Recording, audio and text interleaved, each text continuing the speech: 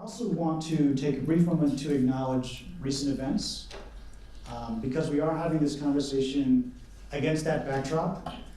We had the murder of African Americans in Kentucky, we had mail bombs delivered to prominent citizens across the US, and of course we had the massacre of Jewish Americans in Pittsburgh.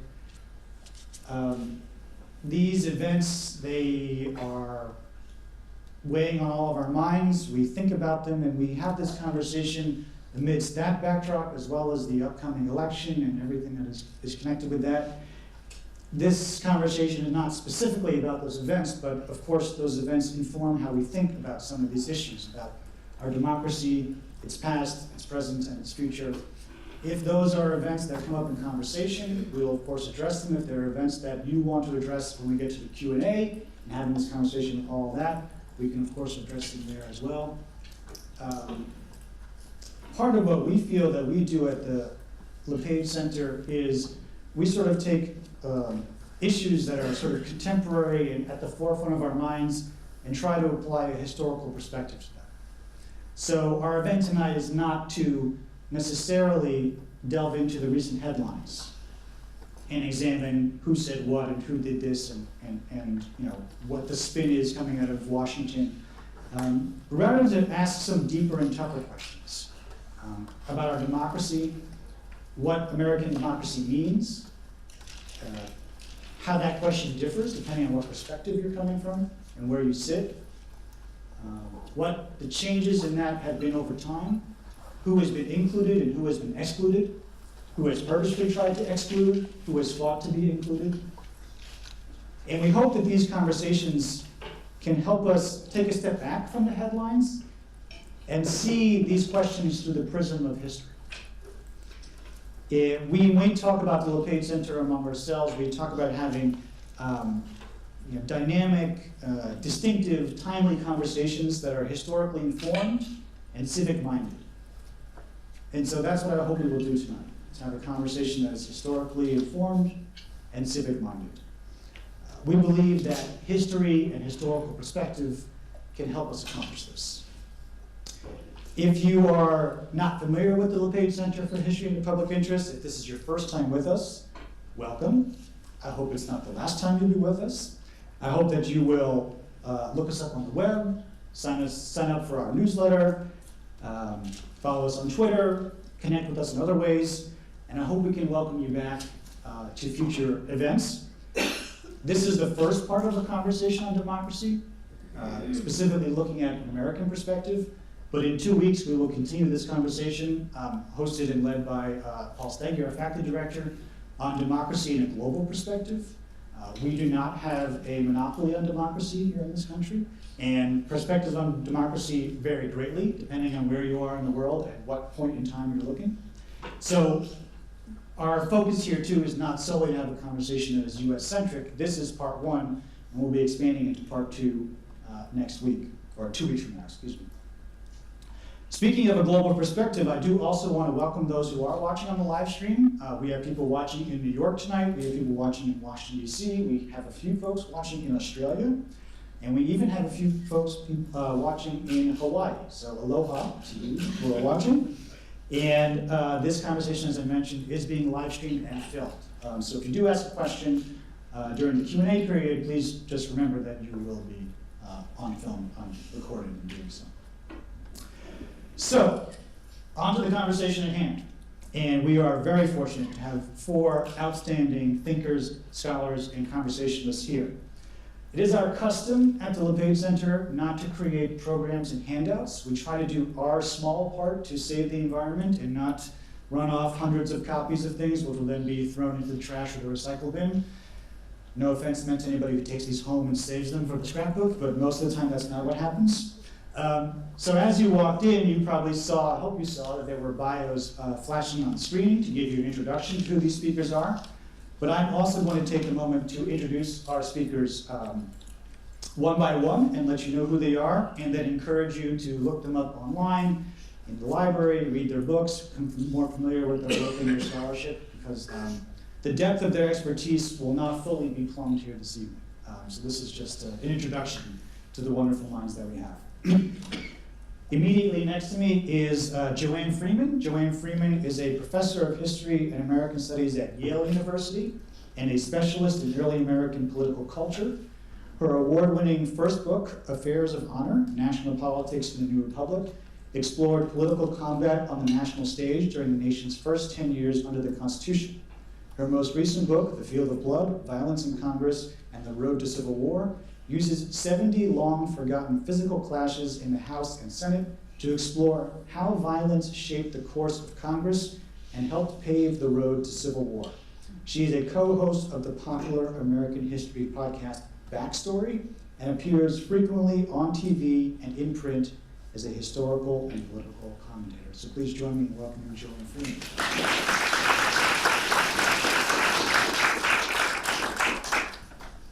Our next guest speaker is Dr. Allison Dorsey. She is professor of history at Swarthmore College, received her MA and her PhD in American history from the University of California, Irvine. She is the author of We've Taken Old Gods and Given Them New Names, The Spirit of Sankofa in The Daughters of the Dust, in Writing History with Lightning, Cinematic Representations of 19th Century America, forthcoming from LSU Press, The Great Cry of Our People is Land, Black Settlement and Community Development on Ossabaw Island, Georgia, 1865 to 1900, published in the Atlantic World and African American Life and Culture in the Georgia Low Country. And To Build Our Lives Together, Community Formation in Black Atlanta, 1875 to 1906. She is the founding director of the Swarthmore Summer Scholars Program from 2014 to 2017. And Dr. Dorsey is currently researching Black freedmen along the Georgia seacoast. So please join me in welcoming Allison Dorsey.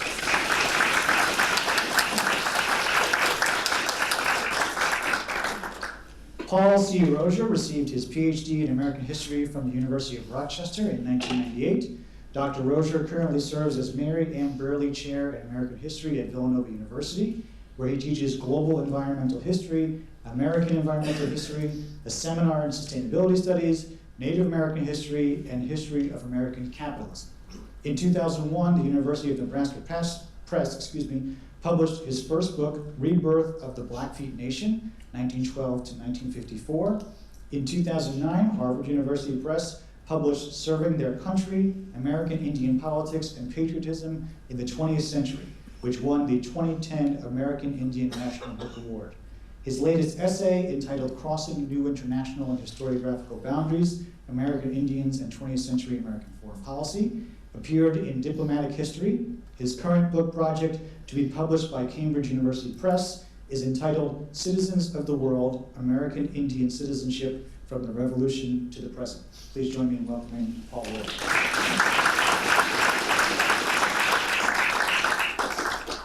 And finally, Jonathan Lai is a reporter with the Philadelphia Inquirer, a graduate of the University of Chicago. He joined the Inquirer in 2012 and covered higher education for 5 years before moving to a beat covering civil and social rights. His beat, which has the unique title of Freedoms, includes freedom of expression, academic freedom, and privacy.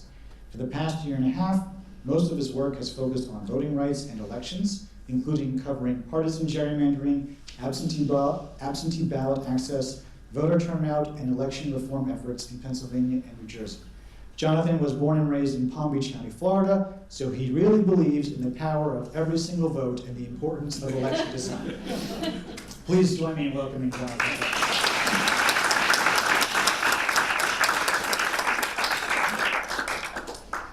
So this is obviously a big topic, democracy, American perspective. So we are for sure probably not going to cover everything tonight, but we are going to take a little bit of a travel through time, starting with the early republic and with Joanne and her research through the 18th, 19th, and 20th centuries, all the way up to the 21st century with Jonathan, and then we'll still have time for questions and answers. So I wanted to sort of maybe start to get the conversation going with Joanne. And I wanted to sort of get very, very basic, right? Because democracy, we should probably have a working definition for that, at least in the American perspective, in the American perspective. You've done a lot of work on the Founding Fathers and the early Republic. By the way, she's involved with some musical about some early American Founding Father. You may have heard of it. It ran on Broadway for a little bit. But I wonder if you could maybe start by just kind of walking us through, did the white men, and they were white men, who established this thing we call America, did they have a vision of democracy that they had in mind? What did democracy mean for them? Maybe that's a good starting point. And then I'll ask you to make sure the mic is on. There we go. Perfect. Okay. Can folks hear me? Yes. Wonderful. When I teach about the Revolution and the early Republic at Yale, one of the things that I always warn my undergraduates against is what I call democracy. Because I think students assume, and many Americans assume as well, democracy is good. Democracy has always been good. The founders loved democracy. You can sort of see the list of things that everyone assumes. But actually, in the founding period, democracy as that generation understood it meant everyone participating in government in the sense of ancient Athens. That, in their mind, was not conceivable, was not practical. So you even have people like Thomas Jefferson, who nowadays we really, in some ways, see as this great champion of democracy. You can see him in early periods saying, we're not doing democracy. We're making a republic, but we're not creating a democracy. So it was the process of representation that they felt was going to ground things. Now I'd say there was a spectrum of ideas about democracy being good or bad. I would say Alexander Hamilton, who I indeed have studied for a very long time, and no one knew who he was. For 35 years, no one knew who he was. I would say in the spectrum of views about democracy, he was over on one side with a great deal of distrust in the process of democracy. He didn't believe that the body politic was responsible and capable of coming together and sort of making wise decisions. He spent most of his political career trying to centralize government, trying to ensure that power holders had the kind of power he thought that they should have. And he's pretty consistent. There's a remarkable document right after the Federal Convention. He does something very lawyerly. He leaves the Federal Convention, he goes home, he sits down, and he writes basically a memo to himself. What do I think is going to happen next? And all through the convention, he was the guy saying, we need, more than checks and balances, I don't know, the masses, you can't trust them. So this memo, he says, well, maybe Washington will become president, that would be great. He'll probably put good men in office and people will trust them, that would be great. And then he goes on the other side of the coin and says, well, maybe he won't be president, maybe he won't put good men in office. Probably in that case, the states would turn on each other, the people would turn against each other, maybe another nation would sweep in and swallow up parts of the United States, and the whole thing would collapse. And the kicker in this is at the end, he says, of that latter sort of apocalyptic scenario, that's the most likely outcome. So he leaves the convention assuming that this experiment in democratic governance probably can't work. His last letter is a letter to a friend in which he says, be careful because democracy will destroy the republic. The worst thing that this republic has going for it is democracy. So that's one side of the spectrum. I'd say Jefferson is on the other side. Jefferson really did believe that people had a sort of inner guide that if they followed, they would choose correctly. So he had far more faith that things would go right in a democratic form of governance. And I'd say between the two is probably where a lot of the other founding generation met. But the important thing to take away from the founding period, I would say, is that they didn't necessarily trust it, they didn't necessarily like it, and I think probably one of the things we're going to be talking about is the ways in which the understanding and feelings about democracy are negotiated so aggressively over time. And it seems to me that this feeds directly into their vision of who sort of should be making the decisions, right? So who would be entrusted to actually represent and make decisions on behalf of the country? Absolutely. So their obviously their idea of democracy is not only that they're suspicious of it, but it's a very small group of people that they assume is going to really have any political clout. So it's, men, white men who have a certain amount of economic clout, those are the people who should be making decisions. The degree to which they really, these elite white men, suspected, they were dubious about allowing power to trickle down. There's a fellow in the late 1790s who I gather was not quite as elite as some of the other folks that were in the early Congress. I think his name was Swanwick. And when you read the letters of congressmen, they're stunned that someone as lowly as Swanwick could get into Congress. How did he get power? He does not deserve power. And I'm sure we're talking not huge amounts of difference. So they had a very small sort of ratio of people that they assumed were really going to have political power. I think they felt that they were being responsible for the greater whole, but they didn't trust that greater whole in any way to wield power. Right, and I guess that was another question that I wanted to bring up for discussion, was for our 21st century years, this sounds very anachronistic and kind of snobbish, but can we put ourselves in their shoes? What were they thinking? What was it that this was such a risky endeavor from their part that they just didn't want anyone to mess it up? Well, for sure, it's worth thinking about where this American experiment is taking place, right? This is a world of monarchies. And here's this little, fly speck of a country that says, we're going to do something experimental. We're going to create a republic, a democratic republic. So there was no assumption, this is part of where Hamilton got a lot of his skepticism from, there was no assumption that that could work. There was no assumption, you can see that throughout the first 10, 15 years of governance. They constantly think that if they do one stupid decision, it's all going down. It's all going to tank. So it was exceedingly experimental. They assumed that all the time, and that sort of fed also into this distrust of trusting too many people and trusting power in the hands of too many people. And I did want to put on the table too how government actually operated in the early republic, because I think we look at Congress in Washington today and see dysfunction and bickering, and then I read your work and I said, oh, actually bickering and dysfunction has sort of been endemic to this institution since it was created. It's true. It's true. A democratic republic, a republic grounded on representation, is always going to have the human dynamic at its heart. Even in this founding generation, when they believed that they themselves were somehow thinking of the greater good, Congress gets deadlocked. There's all kinds of bickering. My first book talks about nasty newspaper attacks and political gossip and everything else that they were throwing at each other, partly out of desperation because they thought, well, I, of course, know what's right for this democratic republic, so I must destroy this other person who clearly cannot know. But so if you're talking about polarization, if you're talking about anger, if you're talking about pettiness, if you're talking about even violence, you can go all the way back to the beginning of the republic. And your current book that just came out is about violence in Congress. Correct. The book that literally only a few weeks ago came out is about physical violence in the U.S. Congress. I found about 70 previously undiscovered physical incidents like fistfights, knives and guns being pulled, mass brawls, and I look at, over time, what does that tell you about how Congress is functioning, what does that tell you about the nation, and how does that really show you the Union essentially working its way towards civil warfare? How do Americans learn to distrust each other, and the violence is bound up in that?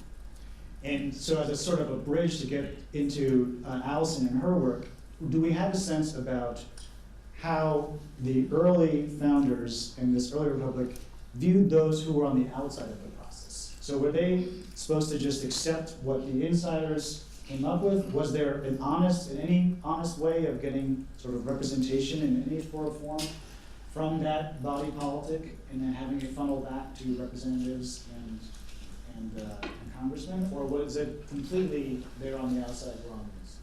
Well, they had their own defined version of the body politic, right? Which was other voting men, white men. So they certainly felt that, and even someone like Hamilton, who doubted democracy so much, understood that at the core of this new experimental government was public opinion.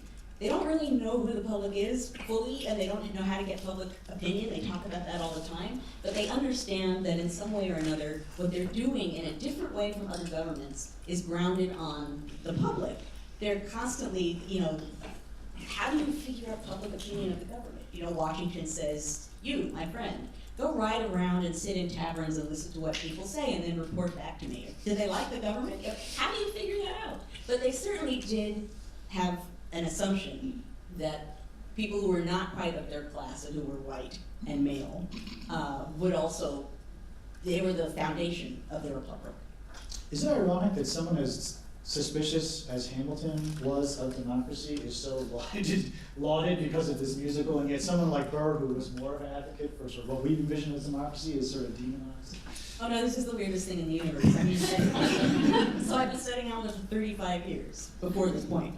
And in all of that time, either people didn't know who he was or they thought he was the great villain of American history, right? This aristocratic sort of evil guy. And I kept saying to people when I would be lecturing about him, well, he's someone that deserves to be in the circle of founders, you know, he played a role. Let's talk about what that role is. He's worth noticing. And now I just wander around saying, he's not so great. So yeah, it's weird that that's happening, and it's weird that he's being adored as a kind of democratic founder in a way that he wouldn't even have liked. Right. I think we can get back to some of that in the conversation, and perhaps the audience has some ideas on that as well. But it's a good pivot, I think, to Allison and your work, because obviously this early version of the Republic, this early democracy, excludes a lot of people who are in the United States, and particularly excludes African Americans and enslaved peoples. From your work, from your teaching and research, do we have a sense about how African Americans in the early Republic and into the 19th century viewed democracy? Did they talk and write about this? Indeed they do. I think the challenge that we have is we assume that everyone is enslaved or that they're free and illiterate, and therefore they are outside of the process of democracy. But as I say to my students when I teach the Civil War and afterwards, my focus is on Reconstruction. When Mary Chestnut writes in her diary that she is shocked that her slaves understand exactly where the Yankees are, why they're coming, and that they are fleeing to the Yankees, she is shocked and appalled. I held these people to my bosom. I thought they loved me. In fact, they are not, they're not the least bit interested in her feelings. But they're very aware of what's happening around them. And they know where the Yankees are because they're serving breakfast, lunch, and dinner as whites sit and talk about what's in the newspaper and where the Yankees are, right? So that is sort of the stance of Black people in the period of the early Republic and afterwards. They exist in the world. I reject the idea that people of African descent are pre-political in this moment. Certainly for people who are free, who are living in the North that is slowly trudging its way toward emancipation, as slowly as they possibly can. Black people are, as early as 1777, writing the Massachusetts House and saying, we, your slave brethren, also wish to be free. Right? We have Black people actually voting in some states because they are not citizens of the entire Republic, but they are citizens of those individual states. And we see New York grant Black people the right to vote, then take it back, then grant them the right to vote again with property restrictions. Pennsylvania allows Black people to vote because the literature of the Constitution simply says a freeman. And so Blacks who have gotten their freedom say, that's us, we're free, we can vote, right? And then in 1838, the Pennsylvania state constitution changes and they substitute white or put white in front of freedmen, taking that right away. But what that means in the interim is that people of African descent have been involved in this democratic process for two very good reasons. The first is, if you have been freed, you understand that most of your brethren are not. And so they're interested in politics, they're interested in democracy, because they want to push the nation toward abolition, right? Philadelphia's own Richard Allen, when he writes the eulogy for Washington, right? says, we participate in common, right? We too are part of this democratic republic. And the idea is to convince your democratic fellows that there is something deeply morally wrong and undemocratic about holding people as slaves. So they're trying to win freedom for their brethren. They are also aware of what it is, as contemporary people are aware, what it is to live in a democracy without a status of citizenship. So they're very interested in democracy, and they are constantly pushing state after state after state to be recognized as citizens in their state. It's interesting because one of the questions that sparks in me is, was there a real belief that democratic politics could solve big problems like abolition and freedom? Yes, actually. Again, to go back to Allen, and Rich Newman does a wonderful job in his biography of Richard Allen. He says, this guy has learned to work very, very hard under desperate circumstances in order to win his own freedom. And he will take that work ethic into everything he does the rest of his life. And he is convinced in the beginning of his young adulthood that through religion and through politics, he can convince his white brethren that Black people are also the children of Christ and also fellow citizens. And that is the beginning of what's going to move us toward abolition. Unfortunately, Allen's optimism is perhaps misplaced. His fellow Americans are not as big-hearted and as committed to the equality of all men in Christ as they say they are on Sunday morning, so that by the end of his life, he is less convinced that America is the promised land and that government would solve this problem, and has entertained the conversation about going to what is the only Black republic in the world, which is Haiti for Black people, and if not Haiti, Canada, right? But he gives it the old school try for many, many years, as do many other Black abolitionists. And it strikes me too, as we talk about different perspectives on democracy, right? Democracy in this period for African Americans probably looks different from state to state, even from parts of state to parts of state. Exactly. So again, you could vote in Pennsylvania, but you could vote in Pennsylvania in the county around Philadelphia. It's a little different as you went farther west, right? You could vote in New York City with relative ease, but moving outside of that county, it gets a little harder, right?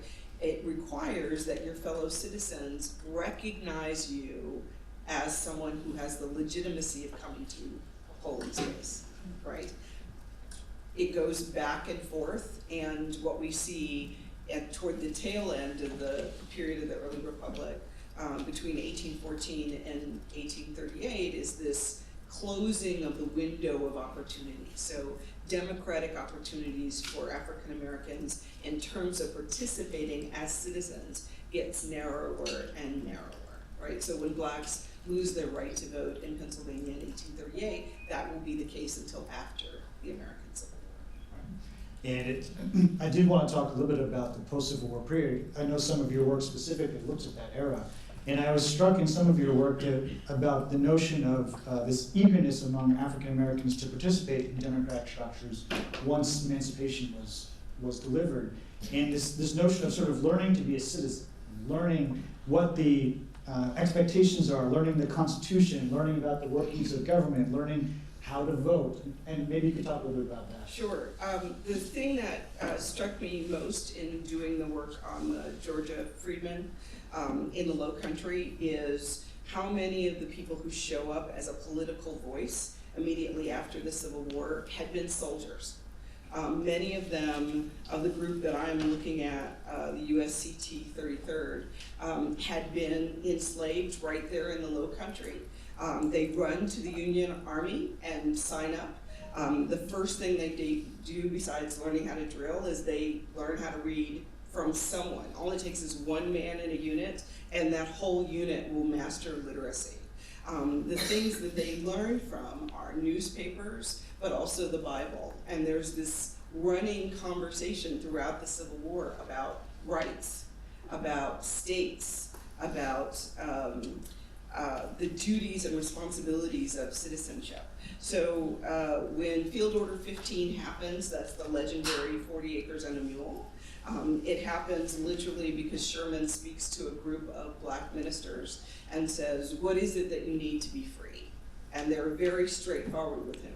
They say, we need access to land, to hoe and to till and to make it our own. That will allow us to be independent of our former slave masters and to move into freedom as we would choose. And the first people to sign up for that are those freedmen who are former soldiers. They're right there on the ground. So they say, wait, there's gonna be land? Okay, sign me up. I'm going to do this land thing. That's very quickly revoked, unfortunately, with Circular 15. There's a series of letters in the Freedmen's Bureau records where freedmen are writing to Oliver O. Howard and to President Johnson and complaining about having Field Order 15 revoked. They are literally citing the Constitution. They'll say, as of this amendment,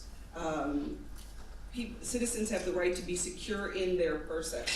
We have been assaulted. This is in violation of the law of the land. And it made me catch my breath when I first encountered it, because I thought, this is 1867.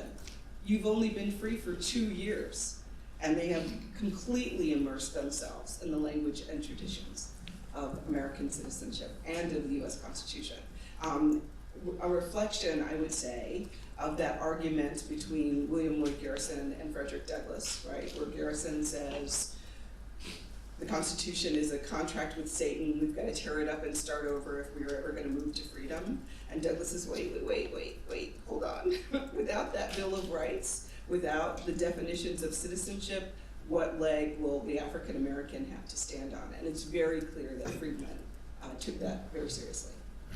And then, speaking of the inclusion and exclusion, of course, we know that in the subsequent decades there were purposeful attempts to exclude African Americans from having that option to exercise the right to vote in the part of democracy.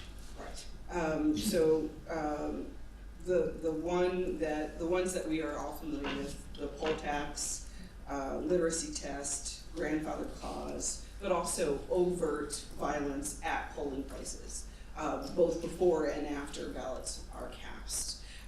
In the case of the poll tax, at least in Georgia, which is the state that I study, when the poll tax originally goes through in 1871, there are actually black legislators involved in that process.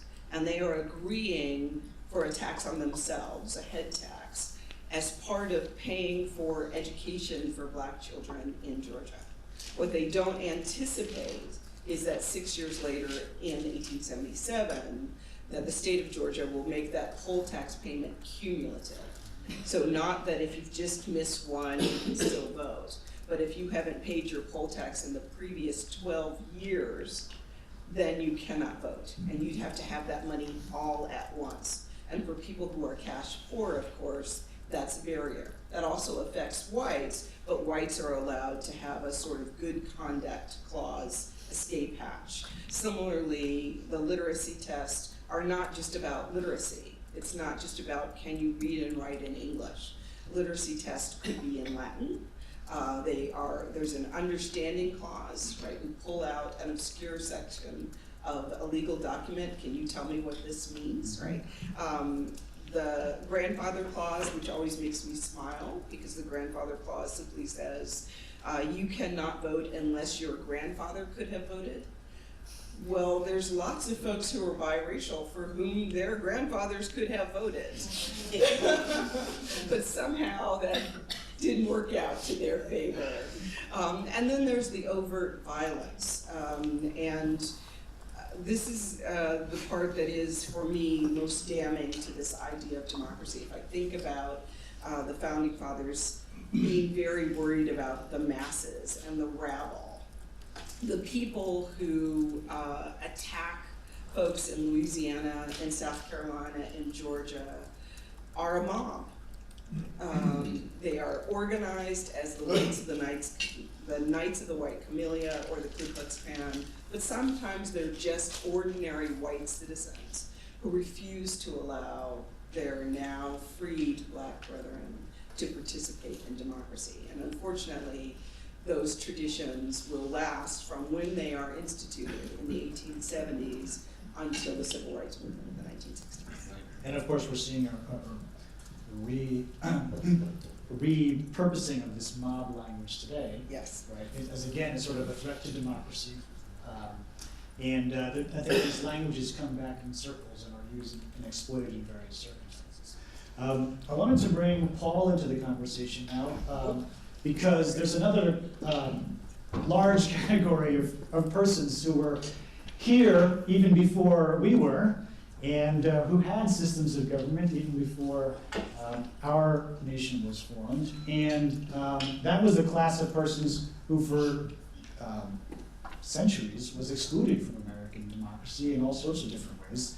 But I wonder, maybe as a starting point, Paul, if you could sort of maybe talk a little bit about, in one or two examples, maybe how did tribal and indigenous peoples who were here before this nation began and before we began our system of government, how did they envision government? Did they have ways by which they made decisions and convened to make decisions and pass laws and make rules, or was it a completely different type of expression?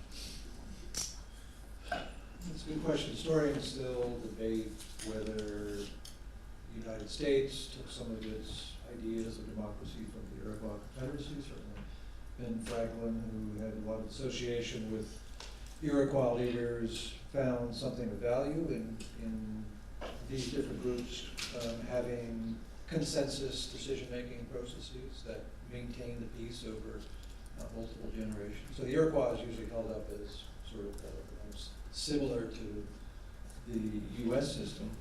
Other Indian nations had consensus-oriented decision-making, some of which included women. They were, in many cases, matriarchal societies that invested women with property, and so women had a lot of say over whether an Indian nation would go to war or not, for example.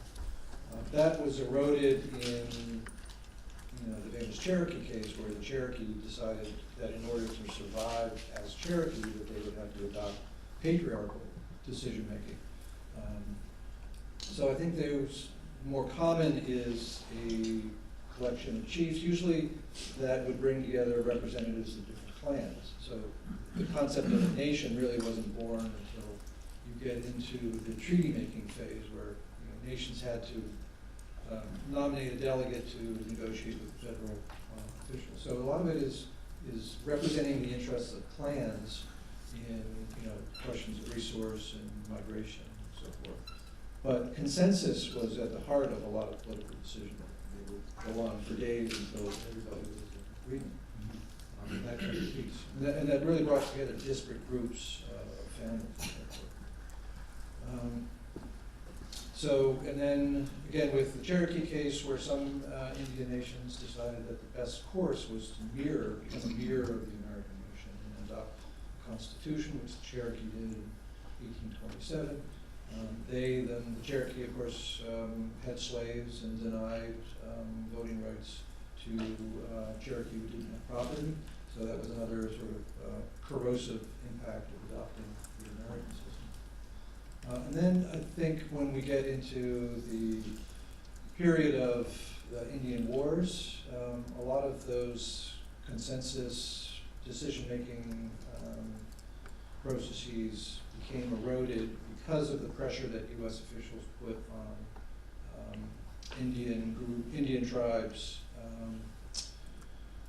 to migrate to a more conciliatory position that concentrated power in a small number of chiefs. Was any of these adoptions of sort of American style of governance, were these sort of out of necessity always, or was there any element of it that had some utility for native tribes, such as the Cherokee. You know, I hate to keep bringing up the Cherokee because in some ways the Cherokee were an anomaly in the 19th century. The utility was for the Cherokee that they could remain Cherokee. They could become, in a sense, a nation within a nation. That was the context for the Supreme Court decision to grant their nation within a nation status. It was a practical decision, but it was also the result of class stratification that emerged in the Cherokee Nation. Those who had slaves and were productive, the Cherokee were removed not because they failed, but because they were so successful in developing those agricultural lands and producing the kind of cotton. You have mansions in Cherokee, in the Cherokee Nation.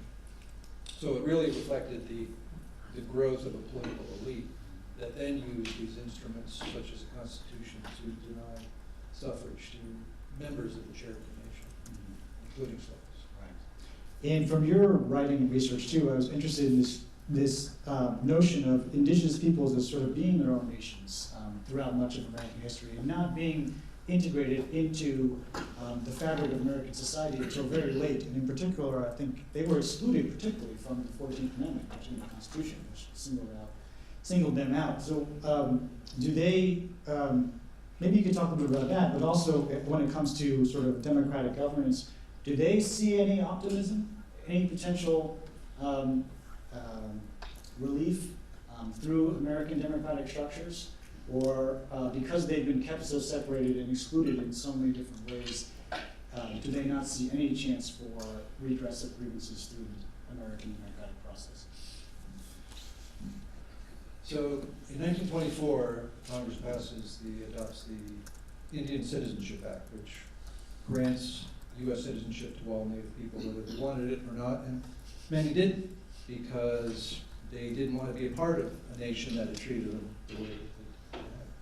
But a small elite, the Society of American Indians, was first generation, the first graduates of the federal boarding school systems, and they understood very clearly that without any kind of legal protection, Native people would be vulnerable to the kind of predations that dominated in the American West in the 19th century and continued into the 20th century just because of new demographic pressures, new demands for lands and so forth. And so there was a movement among people like Gertrude Bonin, Carlos Montezuma, to get the right to vote, to make Native people more integrated into the political system, especially in states where Native people had significant presence, Arizona, New Mexico, Oklahoma, and so forth. But those were a minority.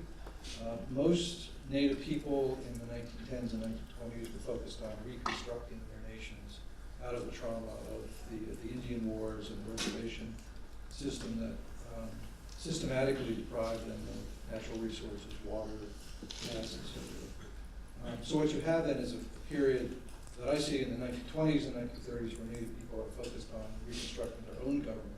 They're less attentive to external political issues. And it really isn't until World War II where you see Native people really paying attention to the national political scene. Partly because those tribal governments have become fairly well established. They've adopted constitutions in the 1930s. And people can start looking out into the broader political scene for various reasons, one of which is that Native people are very patriotic. They ironically are willing to die and defend the United States in the hopes that the country lives up to the ideals of the Constitution, the Bill of Rights, and also the treaties that Native people continue to believe are living instruments. So you have people serving in Europe in the 1940s and World War II. A lot of you, I'm sure, have seen the photo of the Iwo Jima, raising of the flag in Iwo Jima, right? There's one person who is not actually touching the flag and putting up the flag on the island, and that's Ira Hayes, who was a Pima Indian from Arizona, and it's symbolic of the fact that he's fighting in the name of freedom and democracy overseas, but when he comes home to Arizona, he can't vote. And so what you have is a generation of these Native people who become politicized by the fact that they haven't, or you have people on reservations who have lost a son or a father who can't vote. So that's when I think you see them looking out into the national scene and also becoming clear that the federal government continues to have great control over reservation life and resources. And they have to start to represent their interests as a bloc, as a group, as an ethnic group of Indians, because all Indians are facing. And I think, if I can categorize some of your work, I think your scholarship in particular looks at this sort of wrestling with loyalty and service to both the United States and to a particular Indian nation that a person may still belong to. It's sort of this sort of split duality that they sort of inhabit. Yeah, I call it a hybrid patriotism. They're serving the country. The title of the book is serving their country. They're serving the United States. It's like double V campaign. You're fighting overseas in the name of democracy to get the democracy at home. Well, what emerges, and this is really the subject of my new book, so I don't have a lot of context, but this is an idea of dual citizenship. That, you know, in order to maintain the integrity and the sovereignty of Indian nations, Indian people have to become more active as U.S. citizens. So it's a strategic thing, and again, Native people are also very deeply patriotic. At some point, they invested in the notion of an America that upholds minority rights. And that's a good segue into Jonathan and some of your work that you cover and your writing and reporting, because we are still having issues getting everyone access to the vote and access to the ballot. And some of your work and reporting has uncovered things that are local in nature but are happening in broader context across the country.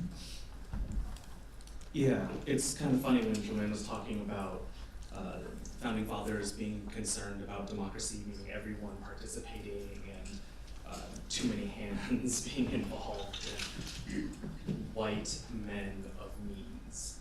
Well, if they took a look at what would happen, it turns out that, and yeah, in fact, that's not quite the problem that we might have expected, because it turns out that turnout is really uneven, turnout can be low, and we have all sorts of design problems built into the way that people vote right now.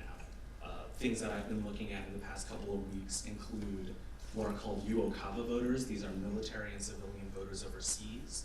Well, starting in 2016, the Pennsylvania Department of State, concerned about foreign interference, said we need to block overseas access to our website. And that maybe on the surface level sounds like, hey, that's a security measure. We are going to stop overseas access. People can't get into our system.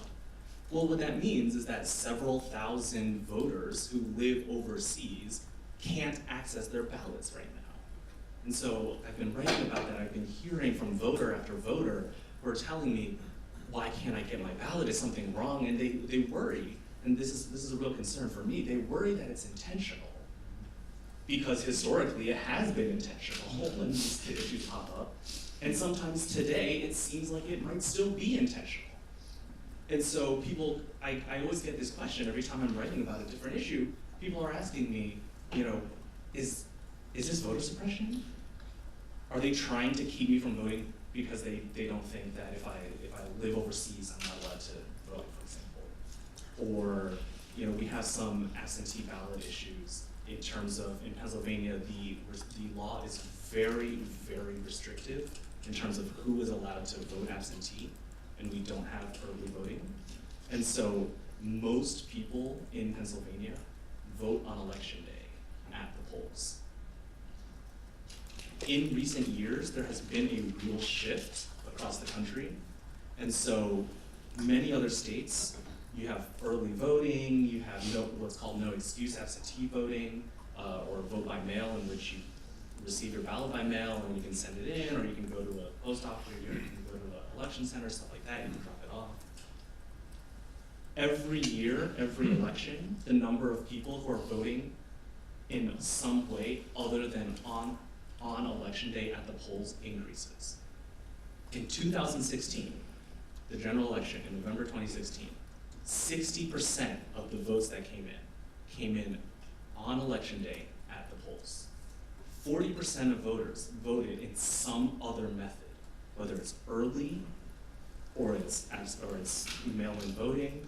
16 states had a majority of their votes cast in some other way than at the polls on election day. In the state of Pennsylvania, in this Commonwealth, in 2016, 95% of votes were cast at the polls on election day, because so few people under our system right now are allowed to cast a vote in some other way. And so there's also politics involved with any attempt to change that system, and there are a lot of concerns on one side or the other side. But yeah, there are real problems right now with both who has the ability to cast a vote, and then even for those people who do, are they being mobilized and actually turning out to vote? And then there's also real concerns for me that people believe that they are intentionally being kept from voting. And you've also looked at issues of gerrymandering. And we know that's a hot topic in this particular election, and has been for a while now. And I wonder if you could talk a little bit about some of your reporting and what you found on that. Sure. So Pennsylvania has a new congressional map. The one that was drawn up in 2011 gave, out of 18 congressional seats in every single election, 13 of them went to Republicans, 5 went to Democrats. Pennsylvania, of course, real battleground state. All the statewide votes are 50-50, 50-50, pretty close, right? We vote for Obama, and then we vote for Trump, right? 13-5, 13-5, 13-5, election after election. So last year, the League of Women Voters and a group of plaintiffs sued over that map, state lawsuit, not a federal lawsuit, went to the Pennsylvania Supreme Court. The Pennsylvania Supreme Court overturned the map. They gave the opportunity to draw a new one. That didn't happen, in part because that requires the Republican-controlled General Assembly to get a map that the Democratic Governor Wolf would approve, and that didn't happen. And so the Pennsylvania Supreme Court drew up its own map with the help of a special master, and we have a new congressional map that those of you who are registered to vote in Pennsylvania will be voting in next week. As of right now, of course, we're still in the, toward the end of a term, and so that the old map still lives on right now. In fact, we're gonna have 2 special elections to fill 2 seats under the old map to fill out the rest of that term. But we do have a new congressional map coming in. And, partisan gerrymandering has received a lot of attention, in part, I think, because it used to be one of these things that seemed very arcane, and people were like, oh yeah, I remember that, and in middle school, I learned something about redistricting, something about the census, but as people have become more politically engaged and civically engaged, and people have been learning about this, and there's been sort of this movement in Pennsylvania, Michigan, and a few other states to really bring this to people as a real grassroots effort. For people who think that the map is unfair and that the politicians shouldn't be drawing the map or drawing the map in their own favor in such a way, it seems really shocking to them when they say, oh, Pennsylvania, yeah, 50-50 state, 13-5, election after election. Well, I think this is all really useful in sort of getting some issues on the table that I hope we can now sort of discuss amongst ourselves and then bring you in for a discussion. One of the things that strikes me, Joanne, is that we've moved very far away from the original vision of democracy that some of the early founders envisioned, and we haven't even yet touched on the idea of women's suffrage, which I know we need to cover and make sure we have discussion on.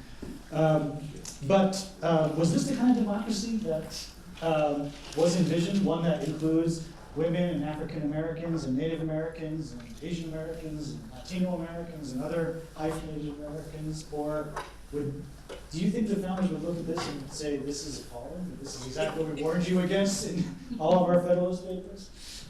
Well, so the short answer to that is they would not have imagined this.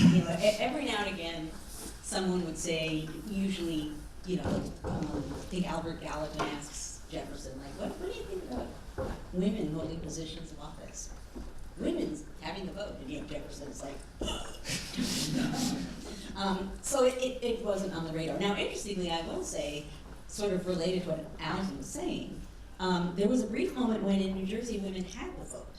And there was so the revolution is kind of seen as this moment that's an opening moment in which people had a sense of real engagement in creating this new country. And so there's a sense of a door opening, and that door is closed gradually over time, and the same thing happened for women. But I think, you know, if the founders were here now and sort of gazing at our current form of democracy, the thing they talked about again and again and again, and this was true not just for the sort of more aristocratic Hamiltons of the world, but they looked back and they looked at democratic city-states of various sorts in the past, and this has to do again with their not quite trusting the masses. To them, the major threat and the thing you had to guard against was a demagogue. That's what destroys republics. Again and again and again. It's throughout. It's the Federalist essays, it's repeatedly. It's like the worst thing you could say about somebody in a campaign was to sort of point at them and say, that person, that's a dangerous person, that's a demagogue, because that kind of person can manipulate the vulnerability in the system. And I think, I wish I could recreate Hamilton's words. At one point he says, you know, if I wanted to make trouble, let me tell you what I would do. I would get everybody all emotionally worked up about everything. I would ride the fury of their emotions right into office, and then I would do whatever I wanted to do. That's the core vulnerability, is emotion and unpredictability, and you know the things that on the one hand open our system and make it responsive to our will and demands, also are a vulnerability depending on who's in power or who wants power. So that would be, right now, you know, what I think about is Hamilton, who maybe that's the most frequent word, energy in government and demagogue, or maybe the two most frequent things that he talks about. Right, well, and of course, those are defining features of American politics today, for sure.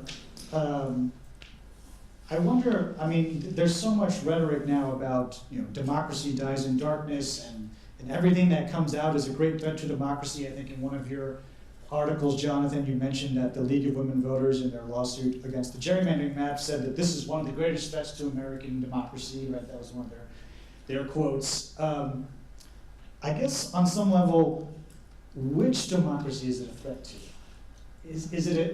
Are these measures a threat to the utopian vision of democracy that we envision, where everyone is included and there's no issues, or is this, you know, we've never actually realized that vision, I guess, is part of it. And so, is it a threat to that idealistic vision of democracy? Is it a threat to, is this just rhetoric that people use because it's a threat to their particular political party?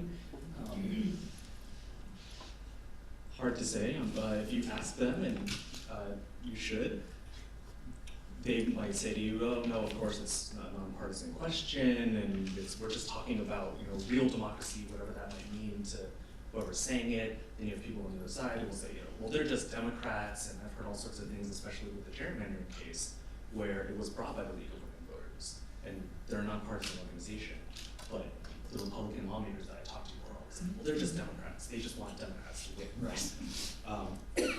When I think about this question of like, which democracy are they talking about, and what is the way that they want it to work?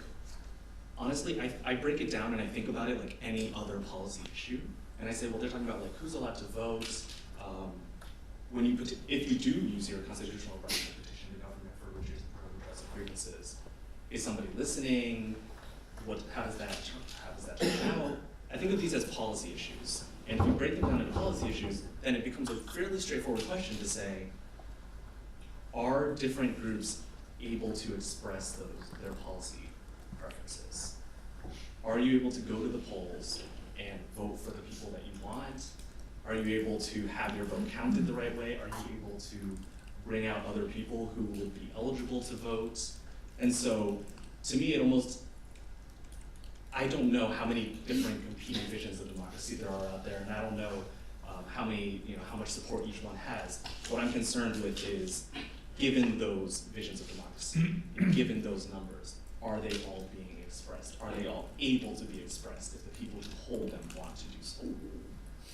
Although I have to say, contemporarily, paying very close attention, because I work on Georgia, and because I work on Georgia in another reactive moment, that one of the candidates in Georgia has made it very, very clear that he is looking for not a utopian vision of democracy. In fact, that his fear is that everyone who can vote actually will, right? And so this suggests that not only was the decision to try to gut the Voting Rights Act not a good idea, but that yet again, 150 years later, African Americans are on the brink of being right where they were before, which is denied their basic civil rights and having a voice in the body politic. And I think it's, it's hard to have these conversations without history, right? So I think history and historical perspectives help us see things through a different lens and helps us understand where things that may be just below the surface that we don't automatically pick up on, maybe calling back to earlier time periods, even with their language or with their actions. And history can help us perhaps guard against areas where we see certain rights being eroded or where democracy may in fact be imperiled. Would you agree? Yes, I would, and the challenge is multi-layered for me, right? So I'm gonna go out on a limb and say that most of us in this room remember a moment when you either had high school history in 9th or 10th grade, or you had civics. So that you actually learned the 3 parts of government, your responsibilities as a citizen, what the Supreme Court did, what Congress did, the roles of the president. I now work with young people between the ages of 18 and 22, many of whom have never had that conversation, right? And so it's not just teaching them the history of what people struggled to get access to democracy was, but what the grand experiment of democracy is, period. Right? So if you don't know what democracy is or was envisioned to be, how can you be mindful of it being eroded underneath your feet?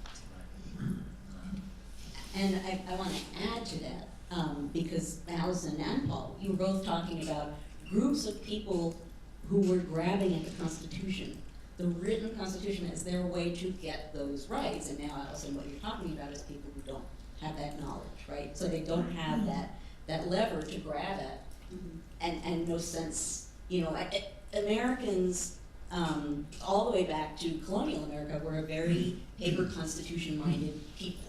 They came as colonists, they wanted to know their rights, they wanted them to be on a piece of paper, and that's been true marching all along. But we are at an interesting moment where, and again, it feels very glib to say like, well, we don't teach civics anymore, but still, the fact that people fundamentally don't understand the very things that different populations of people knew were there. Now, of course, kind of related to what you're saying, Jason, right there you're talking about at least 2 levels of democracy. You're talking about the ideal that in some way or another is captured in a constitution, and then you're talking about what everyone here has been talking about, which is the reality in which people find all kinds of ways to not quite violate the Constitution, or maybe even to violate the Constitution, but to do it in a way that people aren't willing to respond to.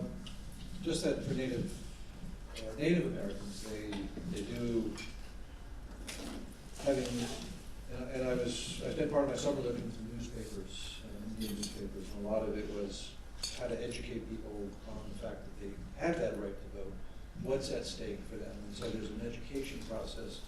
And for Native people, some of whom are in very remote parts of the country, the physical act of voting becomes really difficult, and there's been some recent cases of voter suppression. The North Dakota case in particular, which speaks to the fact that when Native people can vote together, they have an impact. They helped get Heidi Heitkamp elected in 2012, which is when North Dakota Republicans initiated their effort to strip Native people they're right. But for Native people, there's also the treaties, which is a document that a lot of them pay attention to. So part of why they're voting is to maintain, is to make sure that the United States maintains its diplomatic international law agreements with these Indian nations in the form of these treaties. So the paper does matter. In many cases, Native people would have the treaty in their back pocket. So when people tried to suppress the rights to hunt and fish, they would bring it out of their pocket and say, this is the document. Mm-hmm. So it's that belief in the paper, the law, really, that motivates Native people. And I did pull out a copy of this book, which I have been reading recently, not to make too much of a plug for it, because it's actually written by a person at Harvard Business School, so his history chops are perhaps a bit questionable. But it is a democracy, a case study. But the reason I brought it out is because I wanted to use it as a source, because in the conclusion to the book, he pulls out a couple of quotes that I wanted to share. The first was, "The great American Republic has of late been traveling fast in the broad road to despotism and ruin." That's from the Connecticut Current in 1810. "It has become somewhat of a commonplace assertion that politics in the United States have reached the lowest stage to which they may safely go. No democracy can hope to withstand the corrupting influences now at work in our midst unless certain radical reforms are carried to a successful conclusion." That's a book by William D. McCracken, written in 1892. And then the quip from John Kenneth Galbraith in the mid-20th century that says, "Every publisher wants his author's book to be entitled 'The Crisis in American Democracy' because he knows that title will sell." I bring that up because it's obvious that in other contexts, in other American contexts, democracy has been seen to be imperiled and at risk of failure. And of course, I think we're living through moments like that again, although for different reasons. But I guess I wanted to get some perspective from our panelists about whether this sort of constant vigilance or constant paranoia about the state of democracy is somehow embedded within the American democratic experiment itself. Oh, this is still. Can you still hear me? Yes. It turned red. Just seems ominous. I would say that among the founder folk, skepticism and vigilance was part of what they assumed was necessary in a republic. That's Jefferson was a big proponent of education because he thought, well, most Americans should have at least a minimal, white male Americans should have at least a minimal amount of education so they can recognize a threat to the republic. They should understand history and they should understand what happens to republics so that they'll recognize threats and be able to stand up against them. So I think there was always an assumption that skepticism, vigilance were what a republic really relied on more than anything else. I was going to simply say that I agree. The old saw the price of freedom is vigilance, right? And for the 1892 quote, the heart of the Gilded Age, what Richard White refers to as the most corrupt era in American history, he wasn't wrong.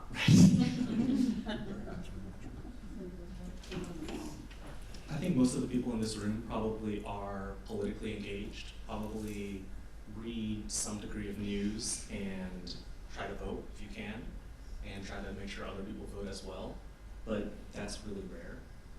And one thing that I think is really important to remember is that there are a lot of people who aren't interested in participating. Beyond those who are interested and can participate, one of the things with a lot of these voter reforms that I was talking about with like early voting and stuff, it's not clear yet that those actually change turnout very much. In many cases, it just shifts when people vote. And it's nice that some small percentage of people that were not going to be able to vote can vote. But in a lot of cases, it's a convenience reform. And one of the things that I find really fascinating is when you go and talk to people, a lot of people aren't going to vote. And I know that for a lot of us, it's like, I'm on Twitter and I'm like, oh man, everyone in my mentions is, always yelling at me about Trump this and, Clinton that and Governor Wolf. And it's like, great, there are people who are really, really engaged right now.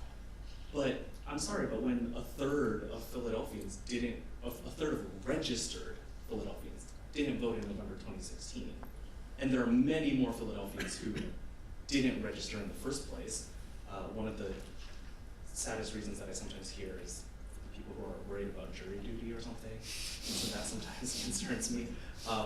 But there are people who choose not to vote, and in some cases they don't think their vote matters anyway. They don't think that even if they were to vote, even if their vote could make a numeric difference, that it matters who you put into office. And so I think that there are all these different concerns about the state, who's going to represent what and what that person is going to do and what the policy issues are. But I'm also just really concerned about people not engaging, even if we give them the right and clear the barriers to vote and to talk to their representatives and their lawmakers. Are they going to do it, or are they so disenchanted and disaffected with the process that they choose not to do so, or they feel like it doesn't matter what they do? So how can historical perspective help? We've obviously timed this conversation to coincide with the midterm elections, which are coming up. And as you said, most people in this room are probably civically engaged, but we all may have neighbors who are not. And it's easy to be disillusioned by the headlines and what we see coming out of Washington. I lived there for 7 years, so I got disillusioned. But does having historical perspective help?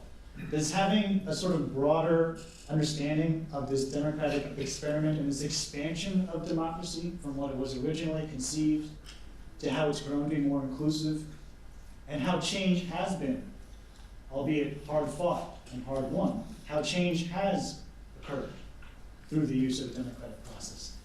Does that help? Can that offer some solution to some of these concerns? Or does it matter at all? So, as someone who spent her life as a historian, I have to believe that matters. Because otherwise, what have I been doing with my time? And certainly, I have two biases here. I'm a working class African-American woman, right? So I might have a PhD and tenure now, but that is not the arc of my life. That's just where I got to. And my father was career military. My brother is career military. My son, who is in the Coast Guard, despite that Boston College education, looks like he's going to be career military. So that means that I have like a big patriot Captain America A tattooed on my forehead. So my conversation is always historically rooted, but it is also always speaking to the experience of Black people in America. That part of our struggle was to push the nation to an actually more democratic space. And that people literally gave up their lives so that the rest of us could walk free and take advantage of the right to vote. And I do sort of club people with it, right? That people literally died for you to have this opportunity. I also try very hard to remind young people, as Michelle Obama said beautifully, you would not want your grandmother or your uncle to pick what music you listen to, what clothes you wear, what movies you watch. Why do you want to give up the power to let them decide the rest of the dynamics of your life? This is your voice, right? So I tend to be a bit of a curmudgeon about democracy and the vote, because I think it has been, for all of the suffering, all of the pain, all of the loss, all of the lynching, all of the looting, all of the burning, Black people have moved this country forward in a positive way. And I'm sort of willing to stand on that hill and die on that hill. Paul? Yeah, I attended I just came from a conference on the Navajo Nation, celebration of a treaty, the 1868 treaty. The Dene people, the Navajo, pay a lot of attention to that treaty, again, because of the value of the treaty and preserving their sovereignty. And I was on a panel with a lawyer, and a lot of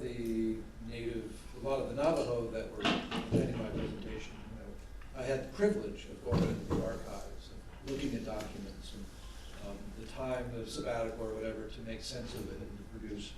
And I think that sometimes people don't have the time to do that. They need people, they need professional historians, amateur historians, people who believe in history as an enterprise, to give them some context for their own decision making. And I always fall back on is we have come a long way, and that's the product of millions of people going into the street or going into the ballot box, talking about urban pollution and things like that. You and I talked about how we have to remember what that struggle was. And so we have to document that struggle. We have to create stories of that struggle that speaks to people's everyday experiences.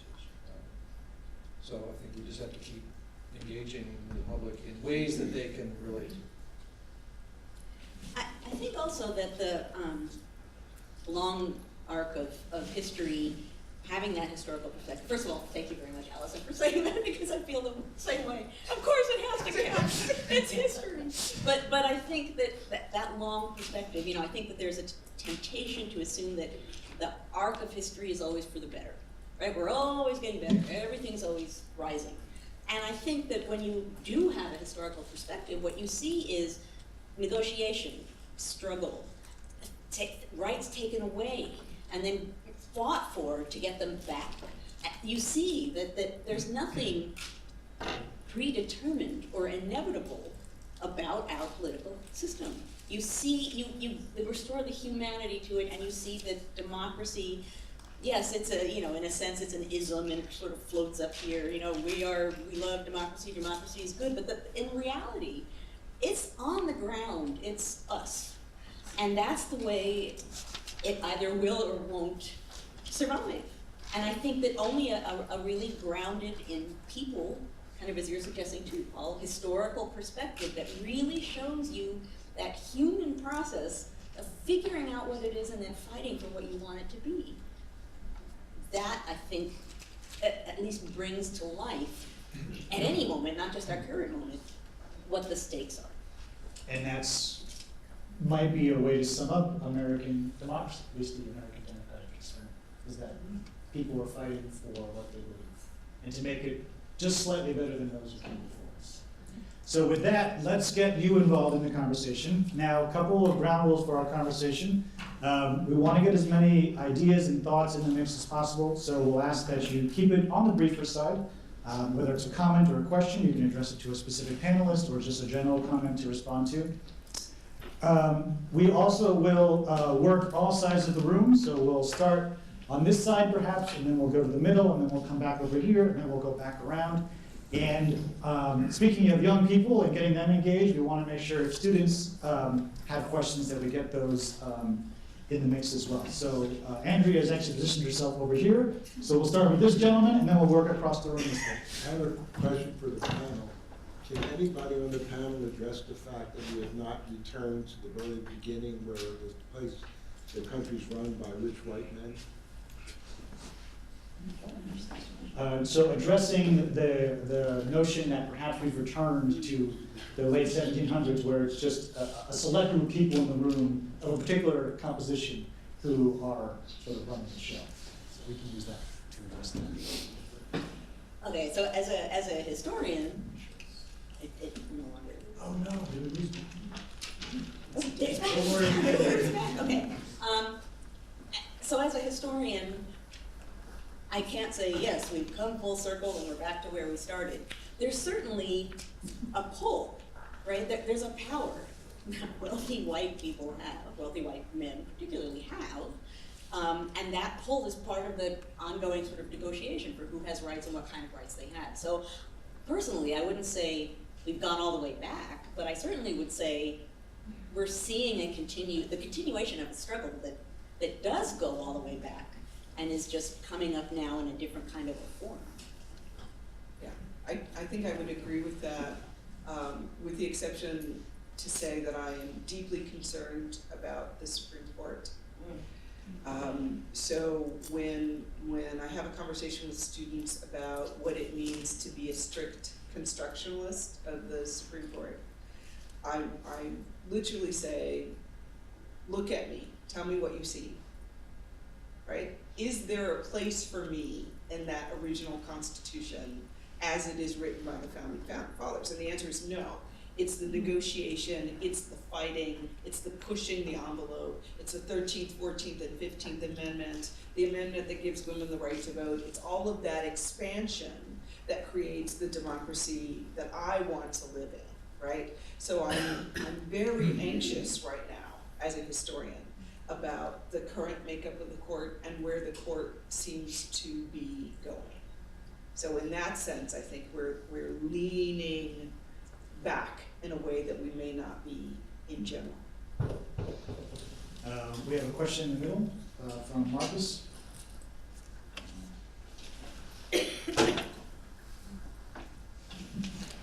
So my question is, there's something paradoxical about the United States democracy in the sense that it's the world's oldest democracy, but potentially also the most obsolete democracy.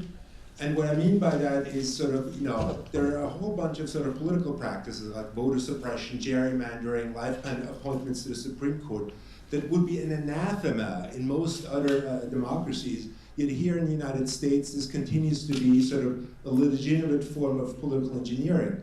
So I'm sort of wondering, is some of that anti-democratic animus that informed or suspicion that informed the founding of the democracy still carrying over and helps legitimate some of these practices?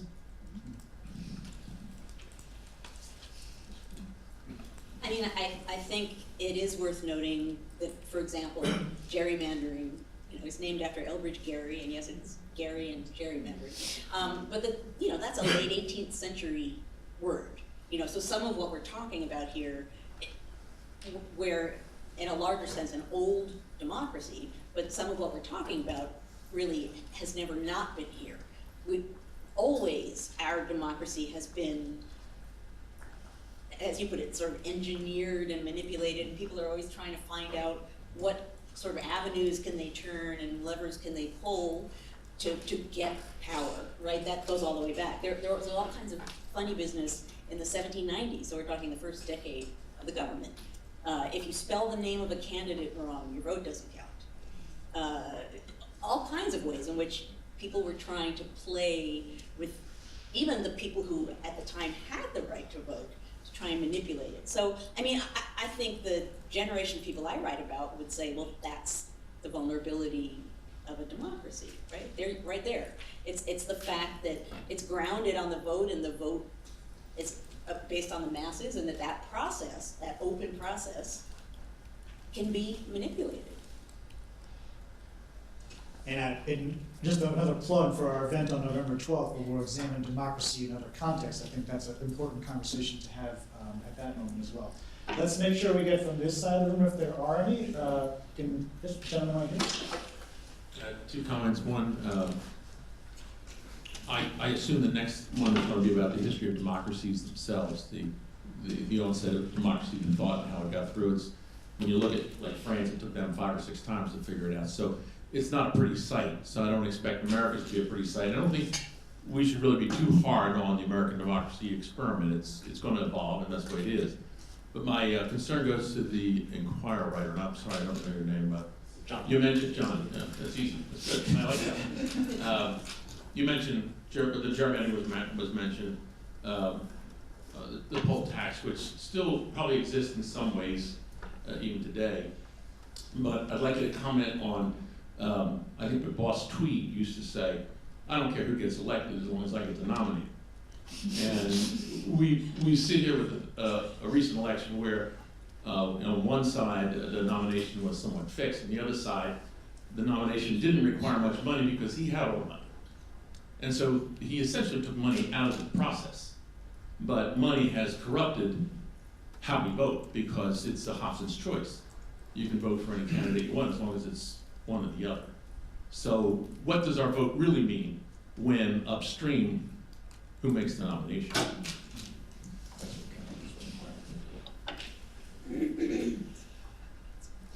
I don't know that I have a simple answer for you. Oh, It's not as simple. Make sure that there's. Well, I can press the button, but nothing happens. Oh, no.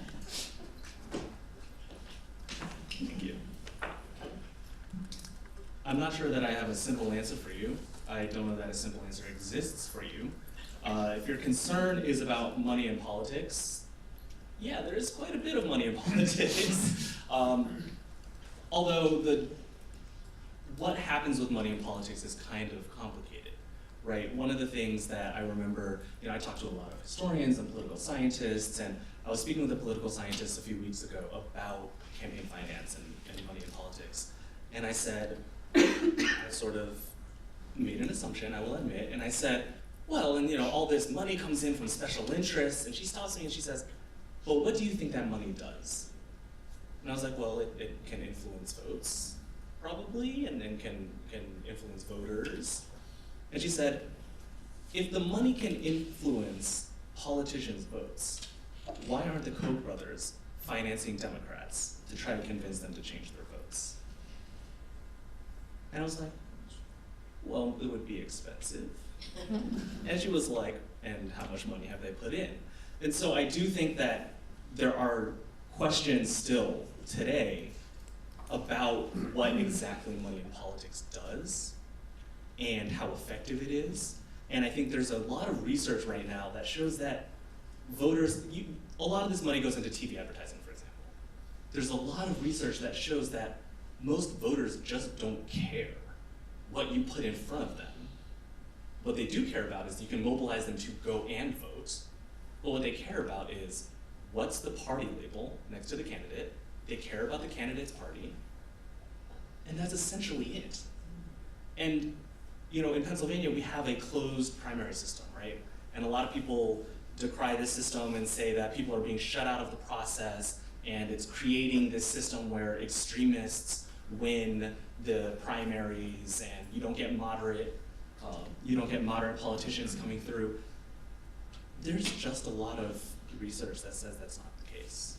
There's a lot of research that says there just aren't really any swing voters. There aren't that many moderate independents. That if you think you're a moderate independent, that's great, but how often have you actually voted for one party versus another party?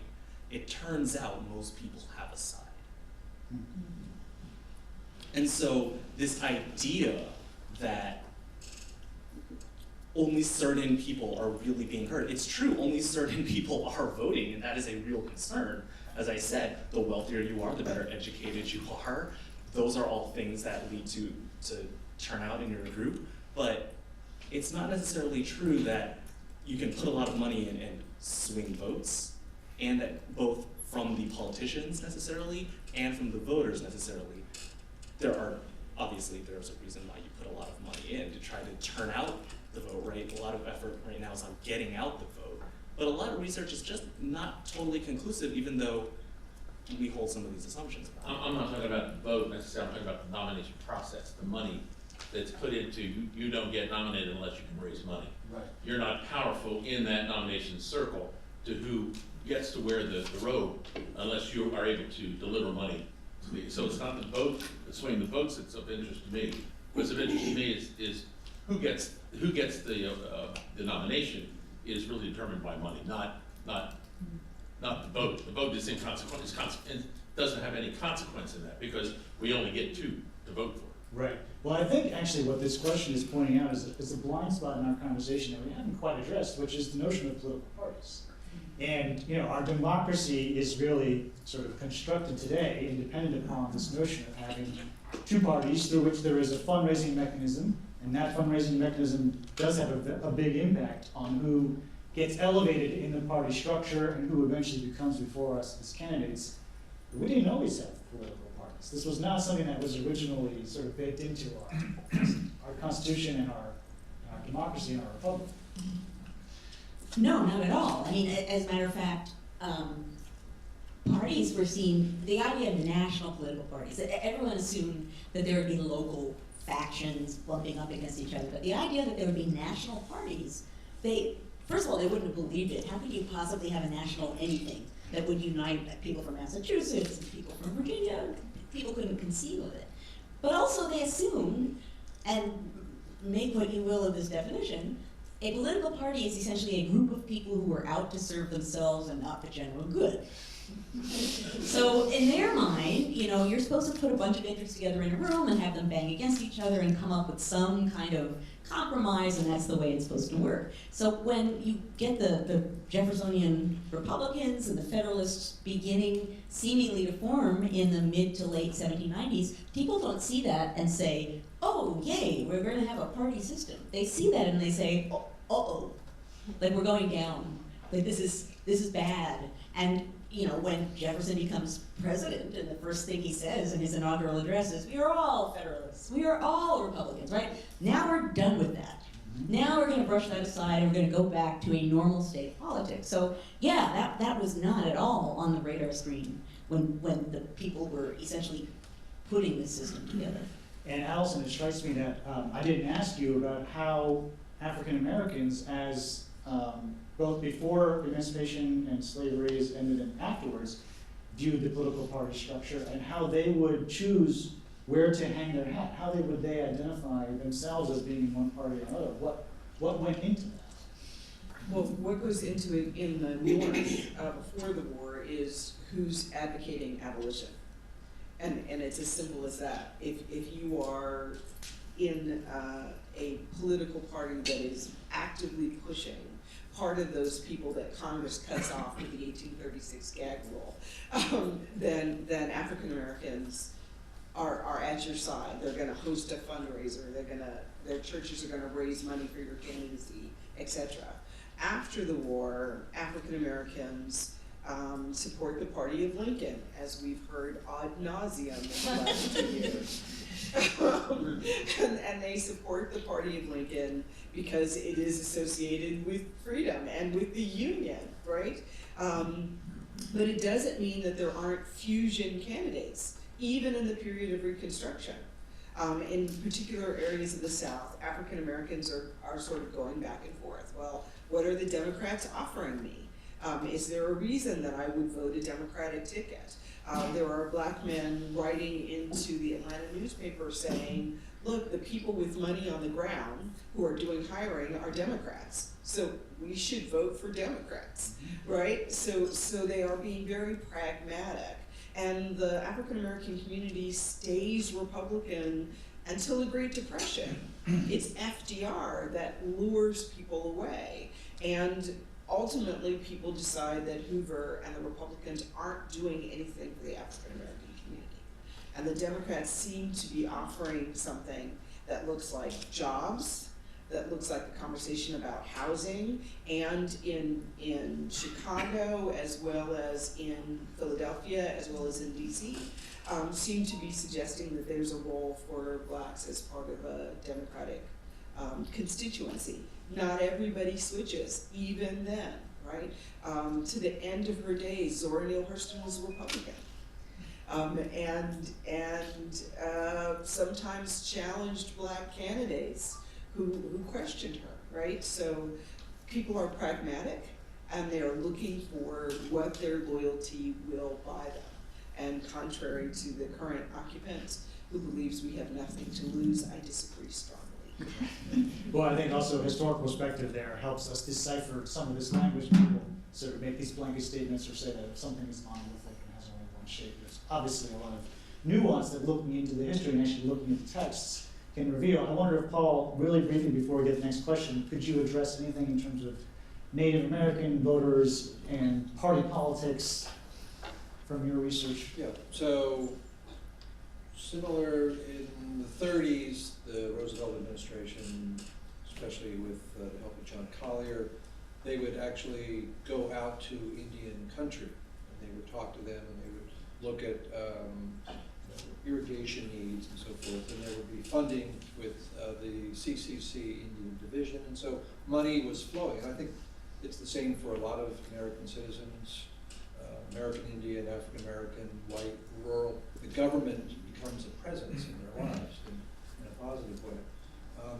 For Native people, Republicans are known as the party of termination. And termination is the evil word in Indian country because it means terminating treaty obligations with the intention of limiting Indians' ability to control their territory, their land base, which contains natural resources. In the 1950s, under the Eisenhower administration, we passed various congressional bills with the intent to strip Indians of that sovereignty. And so that that is carried forward into the 70s and into the 90s. And in North Dakota currently, there's Republicans. So there is a memory of Republicans not supporting Indian sovereignty, and Democrats have been much more willing to take advantage of that historical. So I'd say, just to go back to that North Dakota case, 80% of North Dakota Native people voted for Heidi Heitkamp, and I think also for Clinton in that election. It may go down 70-30 in some states. Oklahoma Native people are a little bit more conservative, but as a general rule, Democrats have been the ones most supportive of sovereignty. Thank you for that question. So we'll go back across the room now, and this gentleman has been waiting patiently in the middle here. I've been waiting impatiently in the middle. Can you hear me? Yes. I believe it was the great scholar Groucho Marx who said something along the lines of, there ain't nothing new in government, it's just a pendulum that just swings back and forth, and we see the same stuff over and over again, just different time cycles. Recognizing that you're all historians, thinking about our current situation, can you prognosticate in terms of what you might see as the next swing, where things might be going for the next 5 or 10 years? It's been a pleasure. We'll see you later. Well, I think we'll need the microphone back, because I think our battery unfortunately ran out of juice on this one.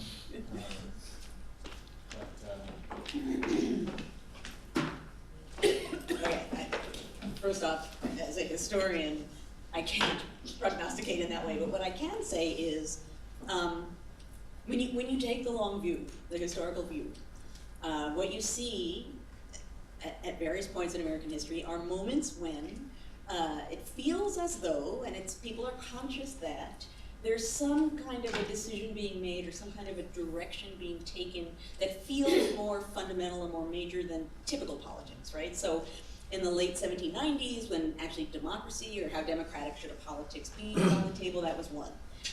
When the decision about slavery, when slavery was under discussion, the 1850s, that was another. I'd say the 1960s is another one of those moments where there were two fundamental visions about what the nation should be, and we're in another one of those moments now. And I think, I suppose with your pendulum idea, those moments, even in all of those different moments in time, have things in common, right? So the stress of the decision begins to splinter political parties. People become very polarized. Conspiracy theories begin to spread because people are very wound up in the high stakes of what they think, and they don't trust the other side. I mean, you can sort of march through and say, in that sense, during those kinds of moments of conscious decision, they play out in a similar way. Now that said, in the 1790s, what ended that moment was an election that people stepped back and said, oh, okay, there's been a decision that's been made, we accept that decision. Jefferson calls it the Revolution of 1800 because there was an election and party power switched from one pseudo party to another. Excellent, the system worked. 1850s, that decision ended up requiring a war, right? 1960s, you could say that the electoral process helped take care of that. What I'm mostly thinking about now is this next election, right? That's generally speaking, that's in a democracy, you look to the process to register the public will, and then you accept the election as a statement of the public will. And we're in such a fraught moment where the electoral process itself is being questioned in so many ways. I can't predict what that means, but that's where my attention is not so much just, certainly I care what happens in the election, but what I'm very focused on is how are Americans going to feel about the process, the electoral process, because I think that's part of the answer to your question. And I would just say that as historians, we turn around and look behind us. We don't look forward, right? And we study change over time. As noted previously, we don't study progress, right? And change can be in a backwards direction as well as a forward direction.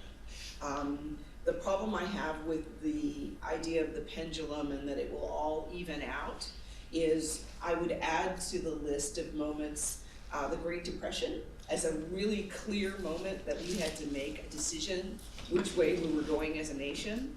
And I would also add that in each one of those really fraught moments, the Civil War, the Great Depression, the Civil Rights Movement, there are very serious losers, right?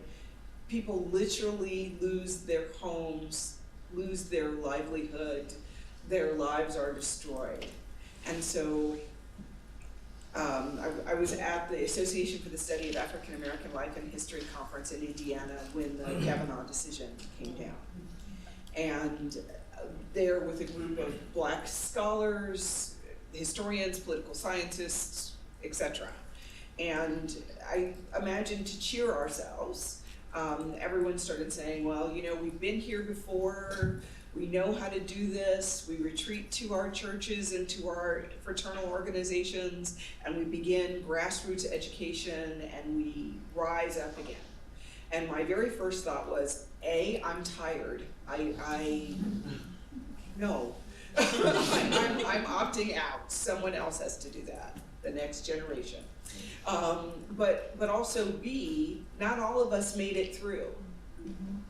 And so when we think about radical change and the exception of election results, and should we vote or should we not vote, we have to be mindful that the most vulnerable of us don't make it through well in these difficult times. And that's what's occupying my consciousness these days. And if I may, I'm going to interject real quick. So I think one of the values of historical perspective is it can show you where things are different as well as similar. And so there are similarities, but then there are also important differences. And I think that gets us out of the trap of saying we've been here before, because we've never actually been right here before. But I would say a little bit of a plug for being able to look into the future.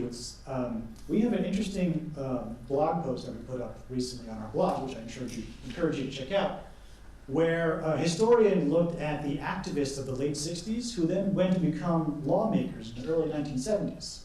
And the issues that they were protesting in the late 60s became the legislative agenda of the mid-1970s. This kind of connects to a podcast that we have coming out where we look at student protests in the late 60s, and one of our scholars talks about these moments of protest as being sort of indications of what's to come, perhaps. So I think one thing we can probably say is that this moment of activism and protest that we're seeing, these folks will become the next members of Congress, at least some of them. They will become state and local and federal lawmakers, and they will bring these issues with them. And so the issues that are being demonstrated and marched in the streets today, I wouldn't be surprised if we see them debated in the halls of Congress in 5 or 10 years.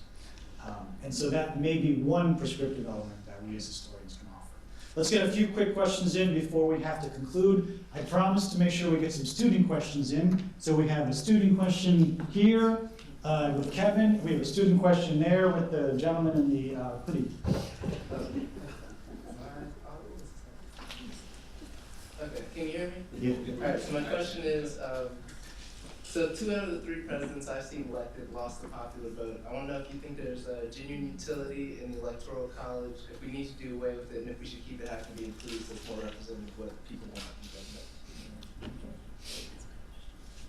in government.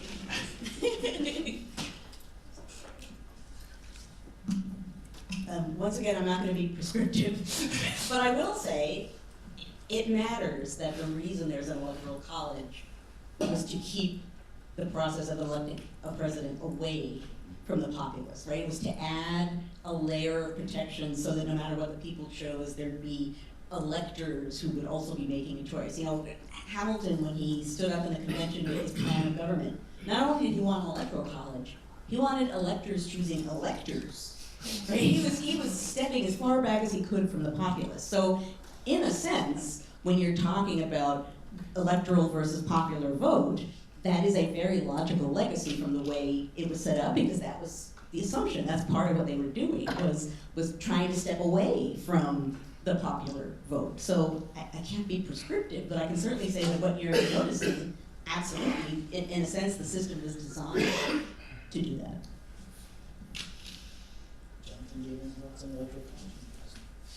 Oh, I'm not allowed to talk.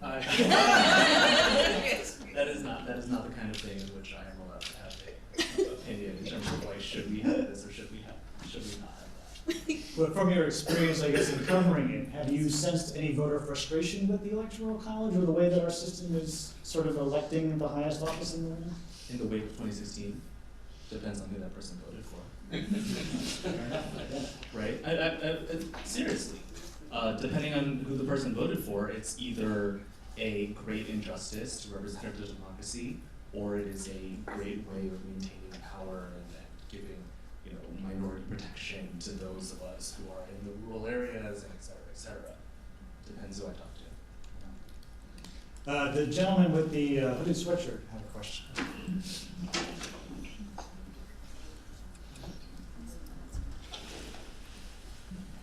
For Joan specifically, you talked about that that you feel like this election is kind of another turning point or a big moment. But something that I've been hearing that sort of rhetoric a lot. But when you talk about the 1790s, the 1850s, there was real concrete issue, like democracy or slavery that needed to be solved. Like, what is the issue for today? Because I don't feel like there's anything that there's a mainstream narrative about that.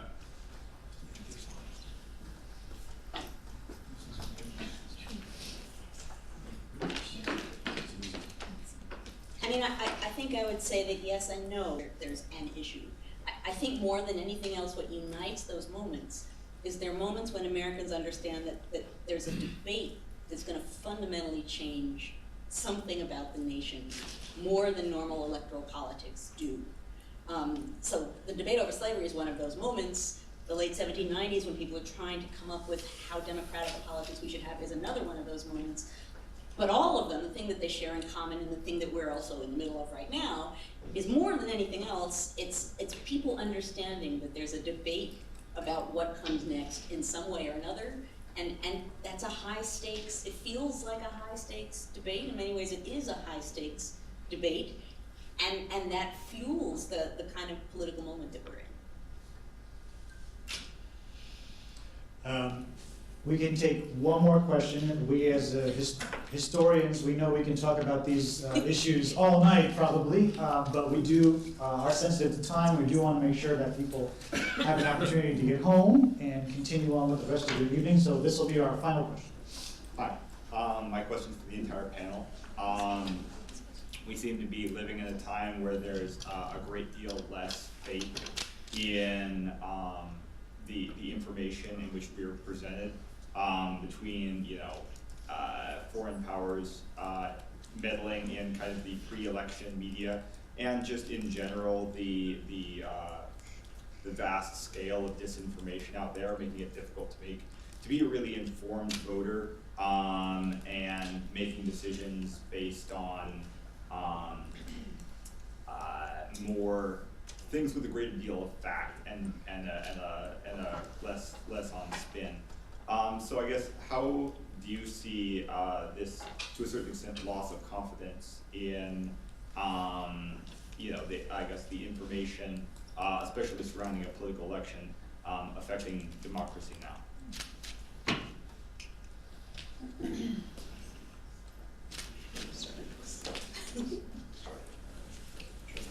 Being the journalist. Sure. I'll take part of that. There are people who are very, very interested in trying to get information that they can't find right now. An experiment that I'm running right now at the Inquirer is I have a text messaging service where people can sign up and they can receive, every morning I send them a message about a different issue. So this week we're looking at healthcare, last week we talked about the economy, the week before that we talked about guns. And for those people who are really interested, they text me and they're asking super specific questions that they can't find answers to. And they're saying, this candidate said this, but what about this issue or that issue, and I can't find what I'm looking for. Unfortunately, for a lot of voters, that's not the case. If they do choose to vote, which as we've said, a lot of them choose not to, they will vote. If they vote all the way down through the ballot, it will be the same party all the way throughout, and that's their #1 heuristic. And I guess the best thing I can say is if you want more of that information, that there are people who really have a thirst for this information that really journalists should be providing, and we should be helping cut through some of the stuff that you hear and making sure that you hear the reality of things. Subscribe to a newspaper. You can get a digital subscription on Philly.com.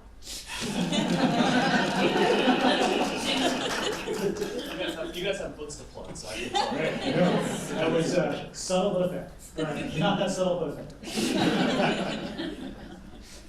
I don't really know what else to say, but as teachers, we're in the classroom and we're always asking our students to pay attention to the documents, to pay attention to the record, to pay attention to the facts as they appear in those documents. And so I think certainly our job is to continue that mission of educating our students to look for information, be good consumers of information, look for multiple perspectives, to look for multiple angles of analysis and so forth. And certainly journalism, New York Times, Washington Post, other what I would call neutral, objective organs of information are trying very hard to get people to pay attention to those things. And so I think it's education to get people to be that citizen that requires attention to detail and listening to debates and those kind of things. We have to create the grounds for a discourse that allows people to have an exchange of ideas, and that's sort of part of the problem is that we don't. I'm going to second a newspaper because my experience as a scholar of the African American experience in the United States is that in the 19th and 20th century, Black journalists were essential to the survival of African American communities as political entities, economically, and as social organs of our community, right? So the decline of the Black newspaper has been devastating to the African American community. It has driven people to a mainstream voice which overwhelmingly marginalizes Black and brown communities in terms of covering what's happening in their communities and what they're interested in, and the voice of advocacy that we found in the Chicago Defender, for example, or the Pittsburgh paper, or the Black paper out of Los Angeles. That voice of advocacy is gone. And so that sort of leaves a hole. So I would say for citizens in the now, find a newspaper and subscribe to a newspaper. I would also, so I'm advocating this, and I'm saying this in advance, my apologies. I do not have a social media footprint on purpose. No Instagram, no Facebook, no Twitter, no Snapchat, none of that. But the good thing about Twitter is I don't actually have to have a Twitter account to read Kevin M. Cruz. So my morning starts with me and my coffee and Kevin. Like 5:30, I'm like, okay, Kevin, what's going on, right? And then I go from Kevin to Philip Atiba Goff, and then I'll pop over to Jeffrey Wright and over to Cheryl Lynn Eiffel, and I am doing deep research in people who are experts in the things I'm interested in and whose point of view I trust.